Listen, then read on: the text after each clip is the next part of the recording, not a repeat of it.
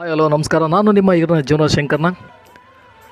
8ನೇ ಮನೆಯಲ್ಲಿರ್ತಕ್ಕಂಥ ಗಂಗೊಂಡನಹಳ್ಳಿಯಲ್ಲಿ ಜನಧ್ವನಿ ಸೇವಾ ಟ್ರಸ್ಟ್ ವತಿಯಿಂದ 8ನೇ ವರ್ಷದ ವಾರ್ಷಿಕೋತ್ಸವ ನಡೀತು.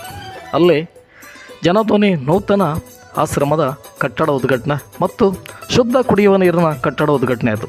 ಆ ಸಂದರ್ಭದಲ್ಲಿ ಈರಿನ ಜೂನಿಯರ್ ಶಂಕರ್ ನಗರ್ ಅವರನ್ನು ಕರೆಸಿ ಸನ್ಮಾನಿಸಿದರು.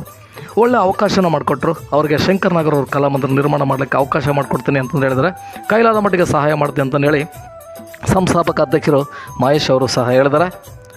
ವಿವಿಧ 3 ದಿನಗಳ ಕಾಲ ಸಾಂಸ್ಕೃತಿಕ ಕಾರ್ಯಕ್ರಮ ನಡೀತು. ಅಲ್ಲಿ ತುಂಬ ಸಕ್ಸ ಇಲ್ಲೇ ನೋಡ್ತಾ ಇದ್ದಾರೆ. ಅವರು ಮಹೇಶ್ ಅಂತಂದೇಳಿ ಸಂಸ್ಥಾಪಕ ಅಧ್ಯಕ್ಷರು, ಜನಧ್ವನಿ ನೊಂದವರ ಸೇವಾ ಕೇಂದ್ರ ಈ ಒಂದು ಸಂಸ್ಥಾಪಕ ಅಧ್ಯಕ್ಷರು ಕೂಡ.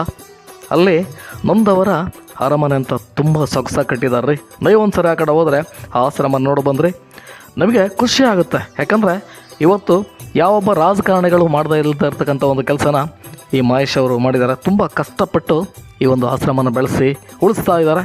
ಇವರಿಗೆ ನೀವೆಲ್ಲರೂ ಸಹ ಯಾವುದೇ ರೀತಿಯಲ್ಲಿ ಅವ್ರಿಗೆ ಒಳ್ಳೆ ಅನುಕೂಲ ಆಗಲಿ ಅಂತಂದರೆ ಪರಮಾತ್ಮಲ್ಲಿ ಕೇಳ್ಕೊಳ್ಳೋಣ.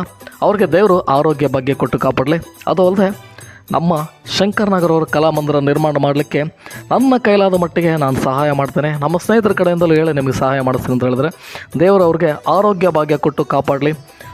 ಅವ್ರಿಗೆ ಇದೇ ರೀತಿ ಕಾಪಾಡಲಿ. ಜೈ ಹಿಂದ್, ಜೈ ಕಿರಣ್. ಓಕೆ.